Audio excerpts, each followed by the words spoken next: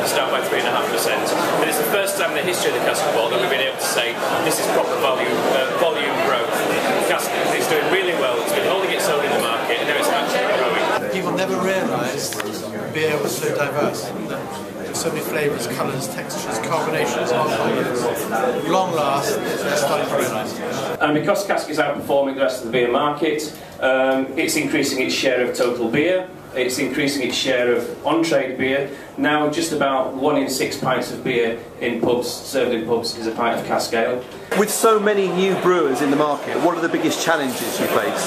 Well, it's about this proliferation. It really does bring quality to the fore.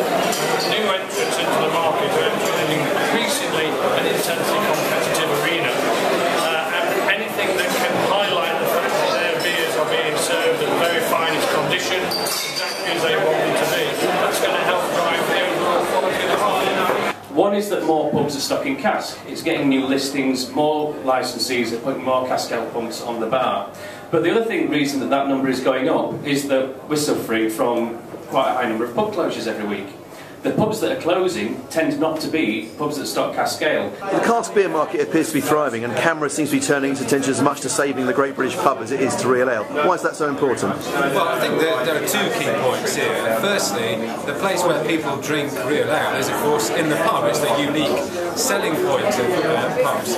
And secondly, we're seeing an unprecedented decline in pub closures and pub going, and clearly that's something that needs to be addressed. If we want people to keep on drinking real ale, we equally need to promote and protect pubs so that every community's got one that people can go and drink beer in. Top line numbers.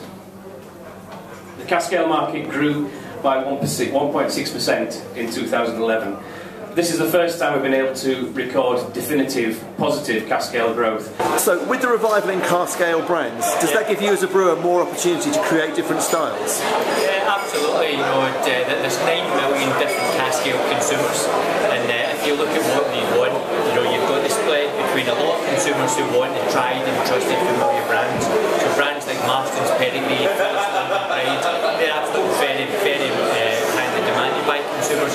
But equally, there's a lot of consumers who want to try something different. So looking at that demand and really learning from things like the wine market, learning from the malt whisky market. 12 months ago we developed a range of single hop beers. It had never been done before, so we toured around the country. We got a range of 12 different hops. So in order to showcase the variety of hops and what different flavours and hops in part of beer, they were the same ABV, they were brewed in the same brewery by the same people, at the same strength, and the same colour. The only thing that was different was the hop. And we then put them out into hops and we allowed the consumers to really see for themselves the difference in the different flavours, the different taste that the hop can put in the beer, and it's been a fabulous success. 58% first tried cask ale when they were aged between 18 and 24. There's still this residual impression in some quarters that cask ale is an old man's drink. That's simply not true. It's factually incorrect. Most people are trying cask for the first time when they're quite young. They've already gone a long way with developing a lot of diverse types of flavours and colours of beer, but they need to start looking at all the periphery items, things like glassware, the marketing, the point of sale, and also making beer appeal to a younger audience as well, so perhaps a lot more light beers for the lager generation. People want to drink it because they want to be seen to support a historic British industry. They want to drink something natural. They want to support local businesses. With the overall beer market declining, how important is the revival of cask ale? Well, it's hugely important. I mean, pubs need to look at strategies to maximise their income.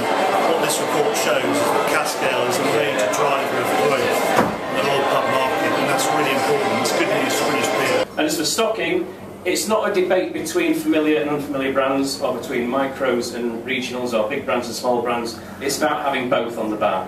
Every time we ask consumers what would make you try cask beer, they say, if I was allowed to try a little bit first. Second thing is that the cask ale consumer is learning more and more about why people drink cask and why people don't drink cask. Over half the UK population, or half of the UK's drinkers, have now tried cask ale, and most of them drink it at least occasionally. But for those people who don't drink it yet, we've found out that there's no real reason why they don't like it. They've just not been given a good reason to drink it. And from the people that we know who do drink it, we know what the reasons are that they like it. So it's a really simple equation of just finding out what the reasons are that people love it, and giving those reasons to people who haven't tried it yet, and giving them reason to try it. And then the third one is about, we know more than ever before now about the optimal range of cask ale and what to put on the bar.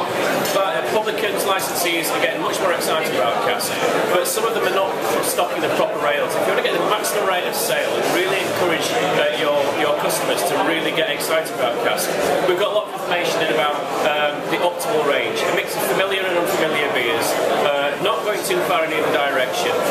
People want both familiarity, consistency and safety, and they also want some novelty, some challenge and something interesting. And we've got a lot of stats on that show just how to put that